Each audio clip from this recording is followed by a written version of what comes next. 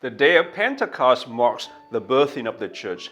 The second chapter of the Acts of the Apostles tells us of a culturally and linguistically diverse church. How can we reclaim, recover, and celebrate the many phases of this Pentecost? I'm Father Vian Nguyen, SCJ, host of Heart to Heart. My guest today is Bishop Perry, Auxiliary Bishop of Chicago. He will share with us his insights on diversity and inclusivity from an African American perspective.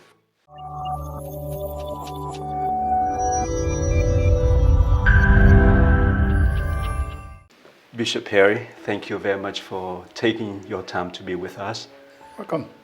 When I was in Chicago as a student and as a formator, I would go to St. Benedict the African American for Mass. Sure. And I find the liturgy there very enriching spiritually. Mm-hmm. So, Bishop Perry, what does it mean to be Black and Catholic as opposed to simply Catholic? Well, I like to think that being Black and Catholic is similar to being Vietnamese and Catholic, or Mexican and Catholic, or Irish and Catholic. The commonality, of course, is Catholicism.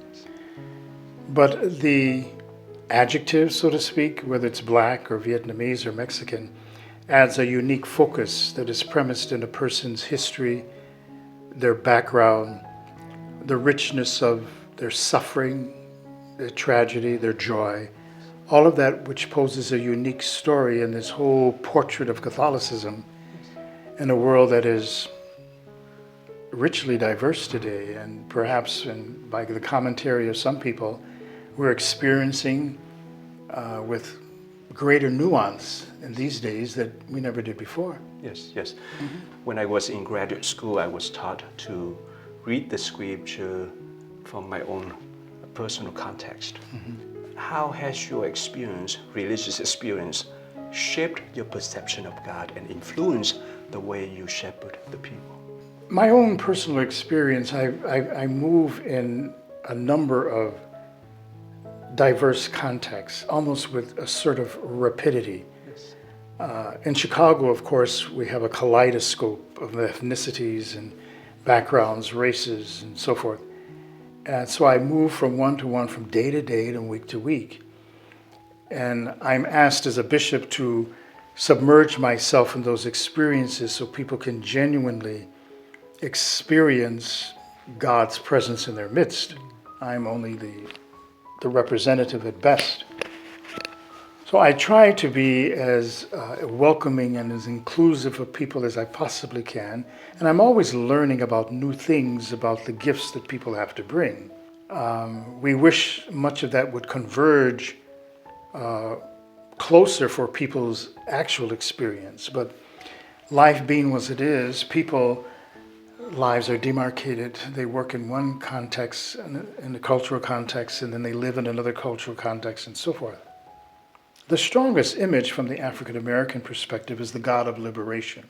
And from there, theologians have extracted an understanding of a God who, by our birthright, has given us freedom, which sometimes is robbed from us.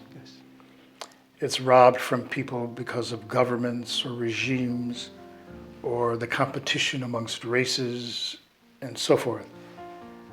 We're constantly appealing to God for that freedom. One of the strongest images in the Hebrew scriptures for us would be the Exodus from Egypt.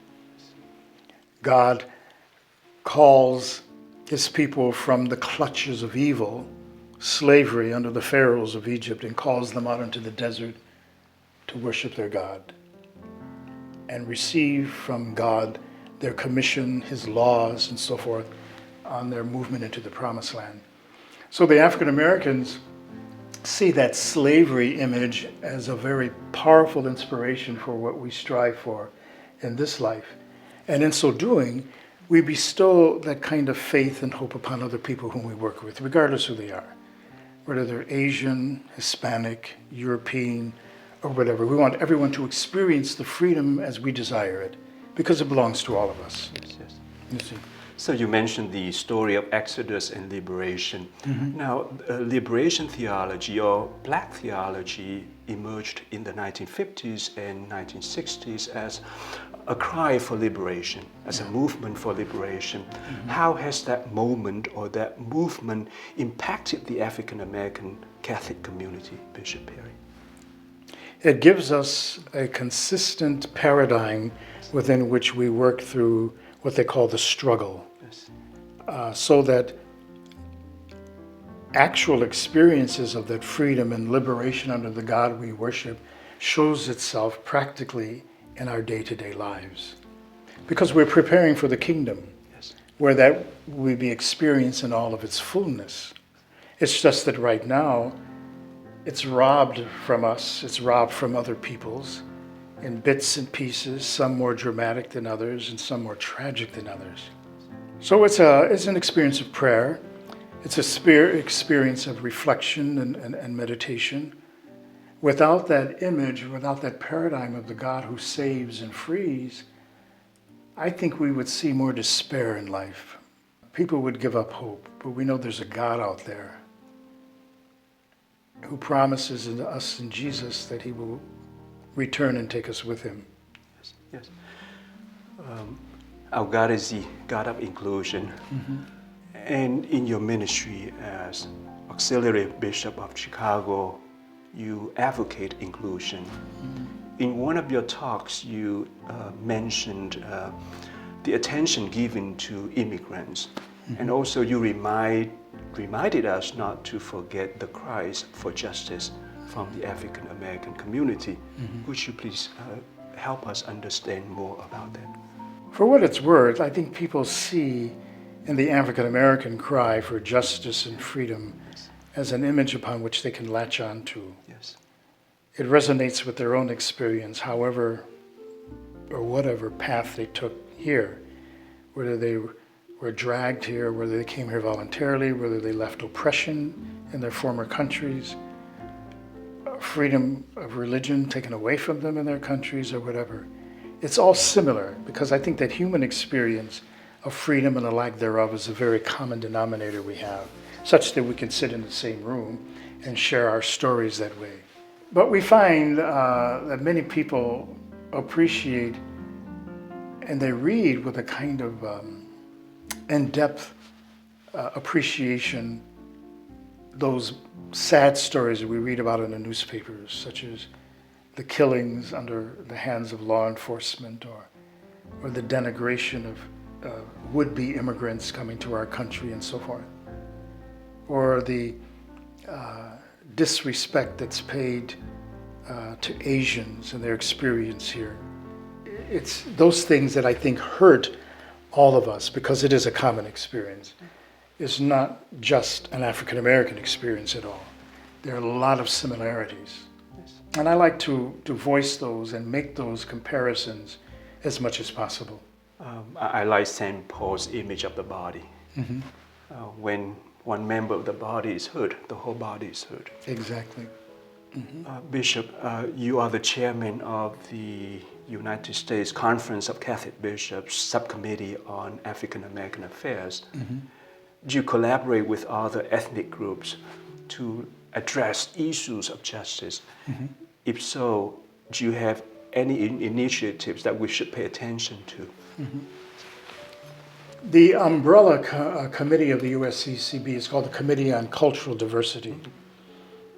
And there are subgroupings of that larger heading. We have the Asian and Pacific group, we have the Native American group, we have the African American and the Hispanic group, and we have the European group. It's a large committee, but we do things together. For example, under COVID, seeing that everything has had to be virtual, we've had a Journeying Together program going on with young adults and young people where we touch base with their religious experience virtually by way of screen. We talk about their religious experience and we talk about faith and hope and the struggles that young people go through today, and in hopes that we will somehow infuse their lives with a stronger faith and a stronger sense of hope over against everything that they're experiencing today, the false messages, the poverty that some of them are experiencing in their young lives, their struggles for education, and dealing with the mixed messages in society that would take them away from the Christ of our marking. So we're proud of that. We've had, I guess, you might call 4 episodes of that journey together.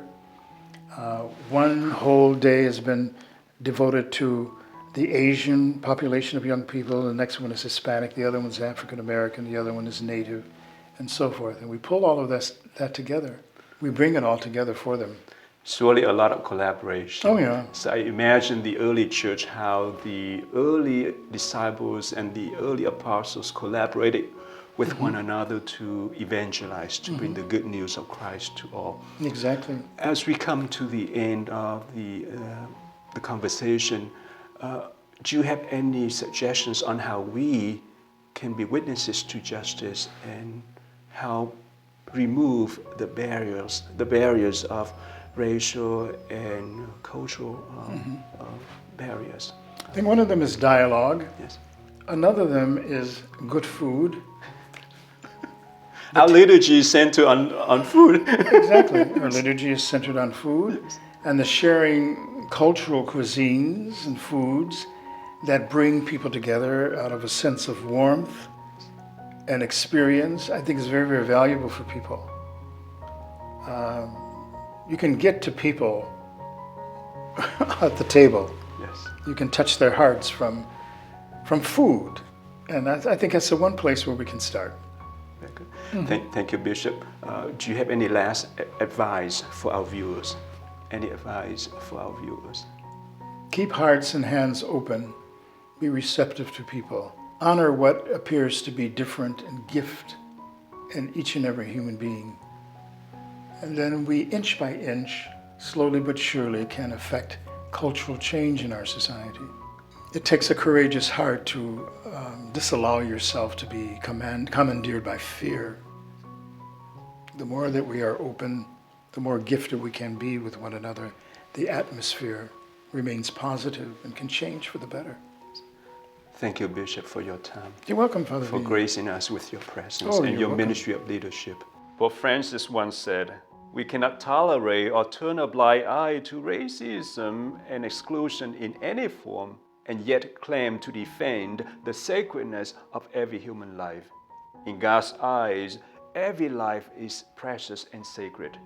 Thank you very much for watching. Thank you for supporting the priests of the Sacred Heart. You are in our prayers.